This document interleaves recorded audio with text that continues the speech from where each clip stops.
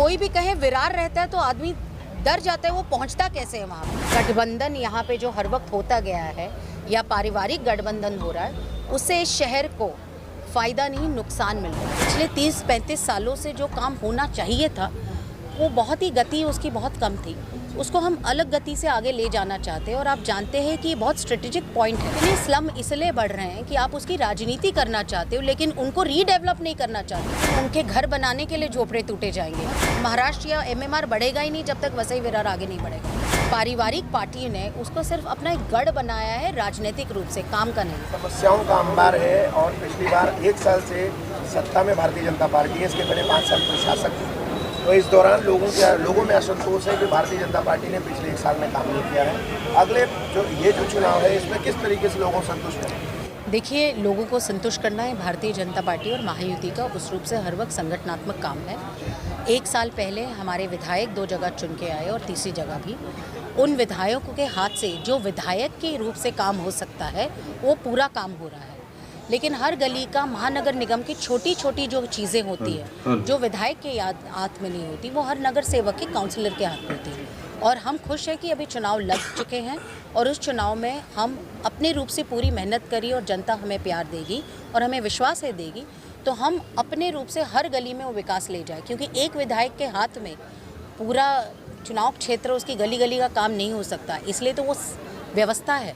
तो ये भी व्यवस्था भारतीय जनता पार्टी महायुति की सरकार अपने हाथ में ले तो जिस प्रकार से पिछले 30-35 सालों से जो काम होना चाहिए था वो बहुत ही गति उसकी बहुत कम थी, उसको हम अलग गति से आगे ले जाना चाहते हैं। और आप जानते हैं कि बहुत स्ट्रेटेजिक पॉइंट है वसई विरार हमारी मुंबई मेट्रोपॉलिटन रीजन में, और उसका बहुत बड़ा विकास होने वाला है। लेकिन कहीं ना कहीं जाके गति नहीं थी।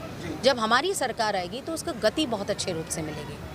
अभी वर्तमान की जो स्थिति है वसई विरार की, उसको देखते हुए सबसे ज़्यादा ऐसा कहा जाता है कि वसई विरार सबसे तेजी से बढ़ने वाला शहर है, जहाँ पे सबसे ज़्यादा मध्यम वर्गीय लोग रहते हैं अभ्यास के रूप से। जी बिल्कुल। सबसे ज़्यादा स्लम एरिया यहाँ पे है। 5 लाख से ज़्यादा घरपट्टी है जिसमें लगभग 20 लाख लोग रहते हैं। जी। वैसे में ये भी लोगों में है कि जैसे भारतीय जनता पार्टी की सरकार आएगी सारे झोपड़े तोड़ दिए जाएंगे, क्योंकि बीते 41 बिल्डिंग टूटी थी जो कि वो मैटर आया था। आपकी बात बिल्कुल सही है, लेकिन उनके घर बनाने के लिए झोपड़े टूटे जाएंगे। हर झोपड़े को आप जानते हैं कि जब पार्टी की सरकार 1995 में मुंबई में आई थी तभी पहली बार स्लम रीडेवलपमेंट की अथॉरिटी SRA आई थी। सो रिहैबिलिटेशन हमारे लोग, हर कोई बेचारा झोपड़े में रह के किसी पार्टी के नगर निगम के काउंसलर से गत 30 सालों से माफिया पानी का लेके, ना उसको पानी पट्टी भरनी भी पड़ती थी और पानी नहीं मिलता था, पानी का टैंकर का माफिया का पैसा देना पड़ता था, हर घर की OC में जानबूझ के पैसे लिए जाते थे लेकिन घर को OC नहीं मिलती थी। ये सब हम बंद करवाना चाहते हैं। हर किसी को ज़िंदगी में जीने की ज़रूरत है और इतने स्लम इसलिए बढ़ रहे हैं कि आप उसकी राजनीति करना चाहते हो लेकिन उनको रीडेवलप नहीं करना चाहते हो। उनको अच्छे मकान नहीं देना चाहते, पानी नहीं देना चाहते, कुछ नहीं देना चाहते। हम चाहते हैं कि हर किसी को उसी रूप का हक मिले। तो मैं मुंबई से आती हूँ, सबसे ज़्यादा स्लम मुंबई में है, तो मैं जानती हूँ आपकी परिस्थिति और किस रूप से हम व्यवस्था लगाते हैं। वही व्यवस्था हम यहाँ चाहते हैं, क्योंकि हम राजनीति नहीं करना चाहते ना, समाज का काम करना है हमें। इसलिए मैं समझ पा रही हूँ आप क्या कह रहे हैं, इसकी भी हमारी प्लानिंग है। एक और चीज़ है उसमें कि स्लम्स में जो झोपड़े हैं उनको SRA में रिहेबिलिटेट कर देंगे आप, अगर आपकी सत्ता आती है। लेकिन दूसरा ये है कि उसमें सबसे ज़्यादा लोड बेरिंग की स्थिति है जो SRA के इसमें नॉर्म में आता ही नहीं है। उसके लिए क्या योजना है? उसके लिए भी एक रूप से हमारी, मैं इसलिए कह रही हूँ ना, मास्टर प्लान तैयार है। हर चीज़ में अभी बोलूँगी तो उसका कोई कारण नहीं होगा, क्योंकि उस पर सिर्फ राजनीति होगी। आज मैं बोलूँगी, सामने वाला कुछ और गलत बोल देगा, क्योंकि यही चल रहा है। लेकिन लोड बेरिंग के रूप से भी उस पर अभ्यास हुआ है, कहाँ पे लोड बेरिंग हो सकती है, कहाँ नहीं हो सकती, उसका नेचुरली भी अभ्यास हुआ है। सिर्फ वो पढ़ी हुई फाइल कोई पढ़ना भी नहीं चाहता और लोगों के लिए करना भी नहीं चाहता, लेकिन हम वो पढ़ चुके भी हैं और लोगों के लिए काम भी करना चाहते हैं। आप पूरा महाराष्ट्र घूमती हैं और आज इस बार यहाँ के प्रभारी हैं। जी। आप जब मीरा भाईंदर, ठाणे, मुंबई को देखती हैं तो अभी तक के परिप्रेक्ष्य में अगर इस पर देखें डेवलपमेंट में, तो वसई विरार को कहाँ देखती है और आपको कहाँ ले जाना है? मैंने अपने भाषण में कहा था कि जब आप MMR कहते हैं, मुंबई मेट्रोपॉलिटन रीजन, कहीं ना कहीं जाके हर वक्त दूजा भाव कहीं कोने में किसी ने रख दिया है वसई विरार को। एक तो वसई विरार का, वसई का सबसे महत्वपूर्ण इतिहास बहुत पुराना है। यहाँ पे रहने वाले लोगों की एक बहुत अलग छवि है, लेकिन कहीं ना कहीं जाके राजनीतिक रूप से पारिवारिक पार्टी ने उसको सिर्फ अपना एक गढ़ बनाया है, राजनीतिक रूप से, काम का नहीं। जब मैं दूसरे शहर इतने जल्दी से गति से आगे बढ़ रहे देखती हूँ और यहाँ पे आके देखते तो मुझे थोड़ा दुख होता है।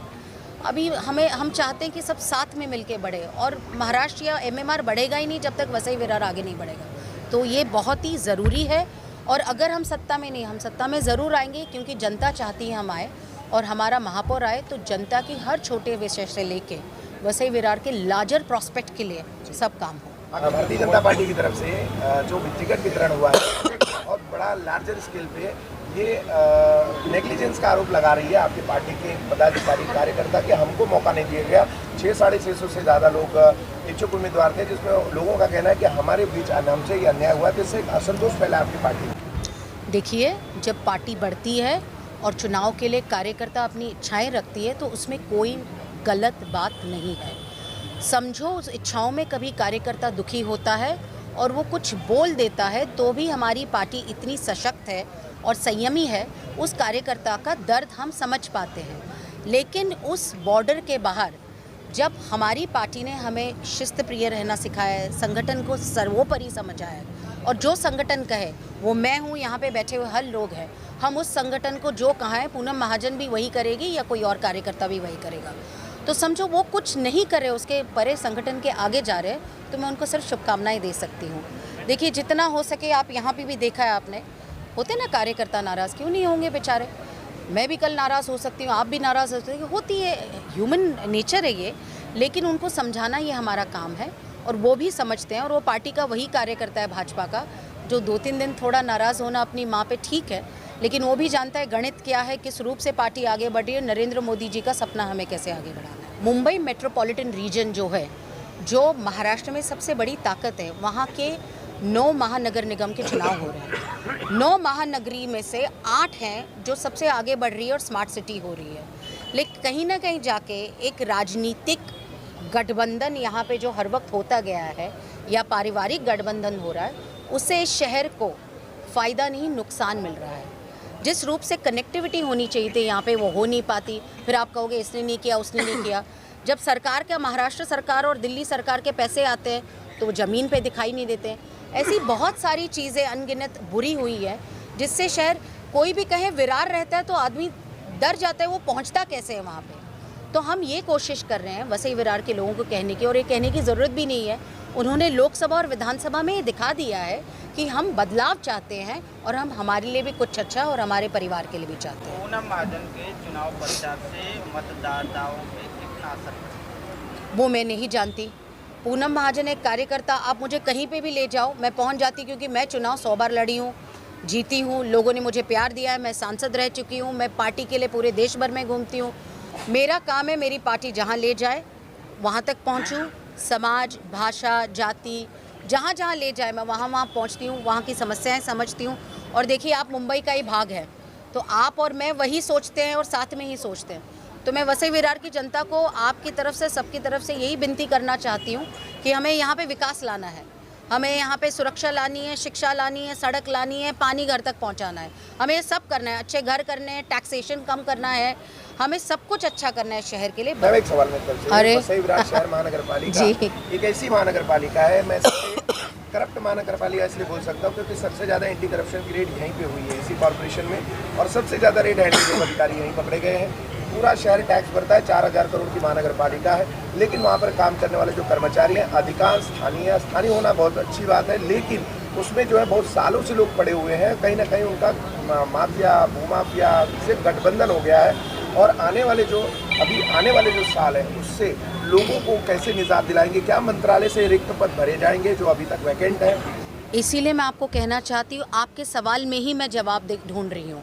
आपका सवाल है कि हम सब त्रस्त हैं, वो ब्यूरोक्रेसी में, यहाँ पे कुछ लोग यहाँ पे स्थानिक जो राजनीतिक रूप से काम कर रहे हैं और अपनी गठबंधन यहाँ पे बना रहे हैं, और जिस रूप से जनता तक काम नहीं पहुँच रहा है। मैं आपको अभी कह रही हूँ, और जो कुछ गलत हो रहा है उसको हम बिल्कुल सही करेंगे।